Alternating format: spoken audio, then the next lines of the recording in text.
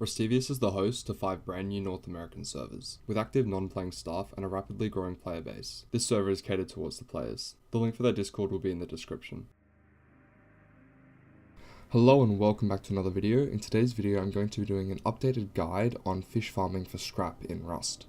A while ago I made my first fish farm guide, however because I hadn't done enough testing and I didn't know about the foundation trick, not only were my numbers off by a little bit, but also the farm wasn't as efficient as it could have been.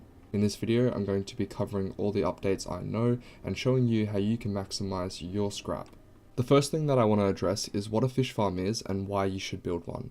To start off, a fish farm is a large blocky area with a lot of fish traps, and if you use Bandit Camp's cheap pickle prices, you can fill them up with pickles and make a lot of scrap in the process by selling back the trout to Bandit Camp. The reason that you should build one is because the profit margin is insane. The only downside is that you obviously have to spend a lot of time running in between the lines collecting fish and repairing the traps. Although, if done correctly, one person can yield around 4k scrap per hour, which is a lot, especially if you're in a clan. You can set 4 farmers to build fish traps and they can yield you around 16,000 scrap per hour. Pickles are the best source of food because they're super cheap, so if you live near Bandit Camp this is going to be an added bonus. 100 scrap will get you exactly 600 pickles, which will translate roughly to 400 trout. Now do note that this number varies. Sometimes I was getting 300, sometimes I was getting 500. Facepunch doesn't have any accurate data out there, but it's roughly 400 in my experience. This yields to 5 scrap per trout, which is roughly 2,000 scrap, which gives you 19,000 scrap profit. Do note that if you're unlucky with a trout, you're still getting over 1,000 scrap profit for every 100 you put in. And the main reason that I'm making this updated video is because a viewer of mine showed me how to use a foundation trick in order to make giant fish trap bases. This allows you to have as many fish traps as you want as long as you have water. To do this, all you have to do is place a foundation slightly below the water as I'm doing here, and then you'll see that all the other foundations will keep the altitude and you'll be able to place as many fish traps as you want.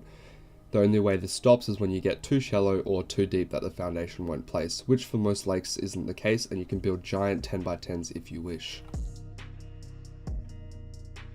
For my build, I've gone for a 6x10, however you can choose any size that you want. All you have to do is build a giant rectangle or square and compact the fish traps as much as possible. The reason I chose the 6x10 is because it cleanly fits 77 fish traps, which is an ideal number, and I'll get to that later.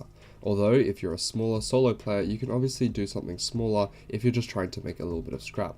Once you've built the size of your base, placing the fish traps is relatively easy. One major thing to note though is that if you glitch them into the walls, sometimes you can actually access the fish trap from the outside of the base, which means people can steal your fish. So to avoid this, make sure that you don't place your fish traps into the wall, just place them next to the wall.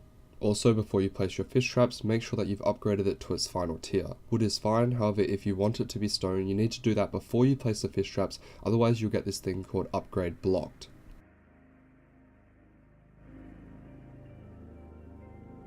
I recommend that you place your fish traps in rows so that you can easily run up and down the rows to collect the fish. Do note that you have to collect the fish every single time in order for the next fish to spawn, so this part is extremely crucial. If you're quick at this, you can run up and down these rows, and for my design of 77 fish traps, it should take you roughly 2.5 minutes. This is perfect because fish resets every 3 minutes, so by the time you're finished running up and down the rows, collecting all the fish and putting all the minnows in the composter, the fish will have reset and you can do the run again. This means that you'll be doing runs practically every 3 minutes. This means that every 3 minutes you'll be going through roughly 77 pickles, which should yield you roughly 50 trout, which is 250 scrap. And if you compost the minnows that you get, you'll get roughly 25 scrap worth of fertilizer, which means that you can rebuy the pickles because the pickles only cost you about 13 scrap. This leaves you with 260 scrap profit per 3 minutes. Although traps decay by 10 HP every single time a fish is caught, which means that during the course of an hour you'll have to repair it at least twice back up to full HP.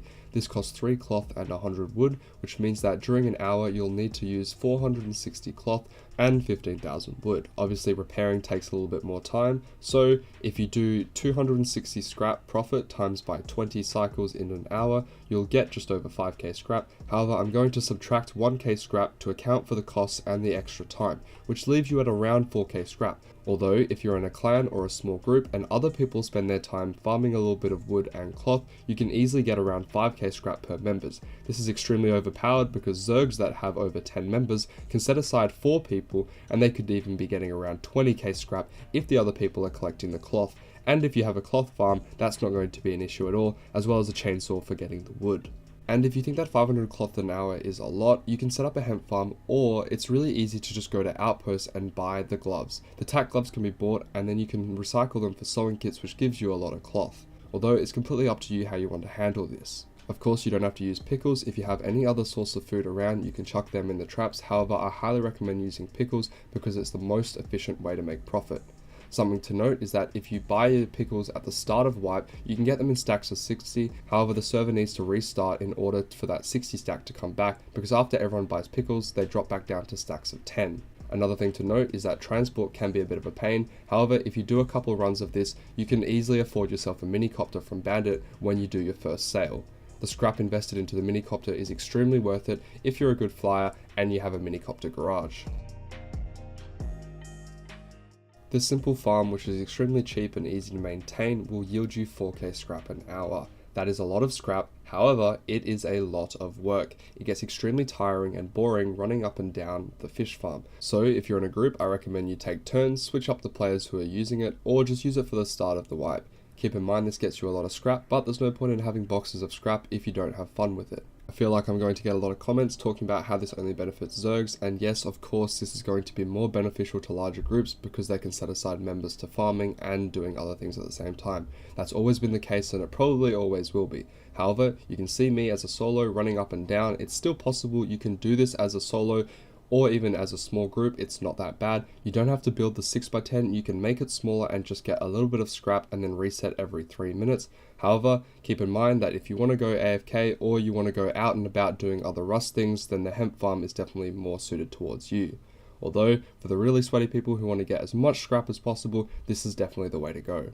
Also, there's no official release statement for how many minnows get caught as opposed to trout. These were the numbers that I found. Obviously, you'd have to do thousands of testing in order to get pretty accurate numbers. If my numbers are off by a little bit, that's fine. You're still getting a lot of scrap per hour profit. Also, please put a roof on your base. The only reason I did this was to show it off. That's all I wanted to say about this scrap farm. I hope you have fun trying it out if you do. As always, thanks so much for watching and I'll see you in the next one.